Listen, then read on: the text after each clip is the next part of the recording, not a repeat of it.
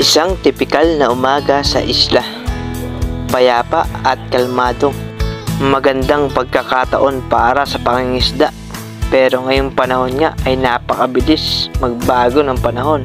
Sobrang kalmado sa umaga, maya-maya lang ng konti ay maalo na. Kaya wag na nating patagalin mga idol. Samahan niyo ako sa isang buong araw na fishing adventure. Let's go!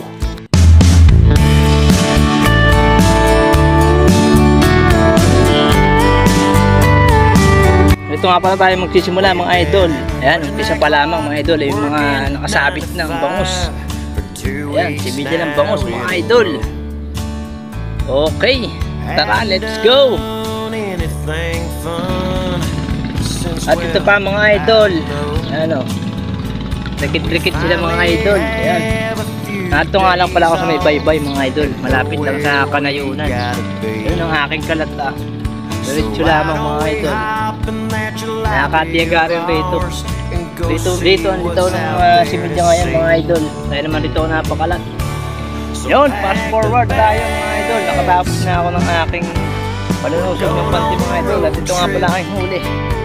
Ayun mga idol, marami-rami rin simidya ng bangus mga idol. At diretso naman ako mga idol sa pagsaka ng mga isra rito sa amin, sa Pauwakan mga idol, kay Pusbake. Bebenta ko na itong mga nahuli kong similya ng bangus. Hindi ko na nga muna rarayingin dahil maraming gawa ngayong araw. Kaya itatakal ko na lang muna. Ayan, pupuntahan natin ang takalan o pagsaka ng mga isda rito sa amin. Papakita ko sa inyo mga nagtatakal o nagbabagsak. Para tingnan natin.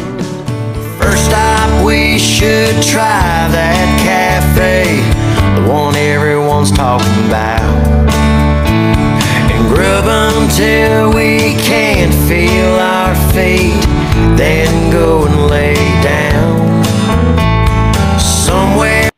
Fast forward tayo mga idol. Pagkatapos naman natin makapagtakal ay diretso na tayo sa paggaraying ng ayungin para naman makahabol sa init na sikat ng araw. Konti nga lang ang aking rarayingin ngayon mga idol dahil kaunti nga ang aking nahuli kagabi. Matapos kong maraying ang lahat, maibabar sa asin at suka ay paghahanin na ang kasunod. Isa-isa ko na nga itong naihanay sa bilaran. At pagkatapos ko naman mga idol ay inilagay ko na ito sa bubong. Iiwanan ko nga lang muna yan riyan maghapon hanggang sa matuyo.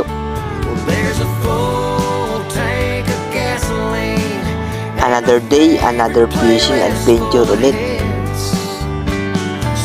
Tilapia at dalag para ating tanghalian mga idol.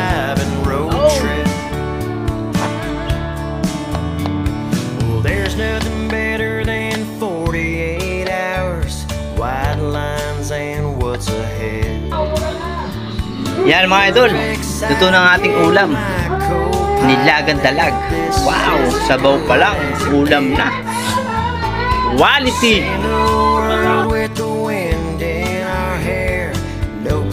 Time check tayo mga idol, alas 3 na ng hapon at nagre-ready na ako para sa next fishing adventure. Sa pagkakataong ito mga idol ay sa laot naman tayo para mag-angat ng aking fish trap. Ayungin at tilapia catching naman tayo. Let's go! Just you and I all weekend to have a good time. Well, there's a full tank of gasoline and our favorite playlist full of hits. So let's push play, put it in drive and road trip. So let's push play, put it in drive and road trip. So let's push play, put it in. Okay, nato na tayo mga idol sa ating fishing area. Yan, medyo may hangin na at saka doon mga idol. Kuha ulit tayo ng tilapia at saka ayungin, pang ulam at saka panraying mga idol. So, tara, let's go mga idol. Sana may laman, huwag na natin patagalin.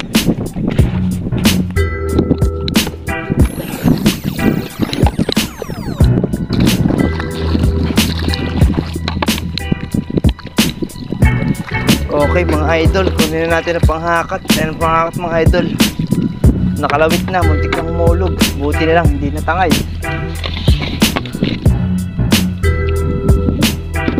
Lagyan na natin itong mga idol.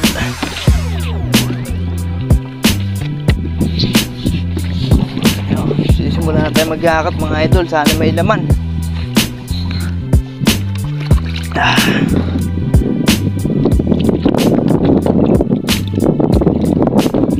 A few moments later.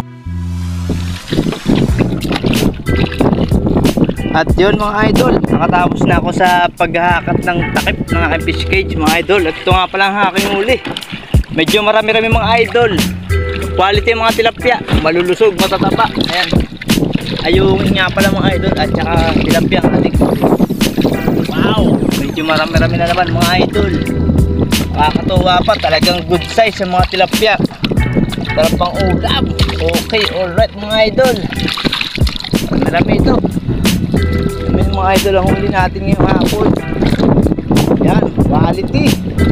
Thank you Lord. Yan. Tilapia, may hilab mga idol ang ating huli. Ang iba nga niyan ay medyo maliliit. Tinulog ko sa fish cage mga idol para makilaki pa sila. Meron rin tayong ayungin mga idol. Yan, panraying. Overtime tayo ngayong gabi sa pagdaraying. Kakunti naman ito kaya kayang tapusin. Okay, let's go. Uwi na tayo muna mga idol dahil lumalakas ng hangin at medyo lumalaki ng mga alon. Baka abutin pa tayo kaya tara, let's go, uwi na.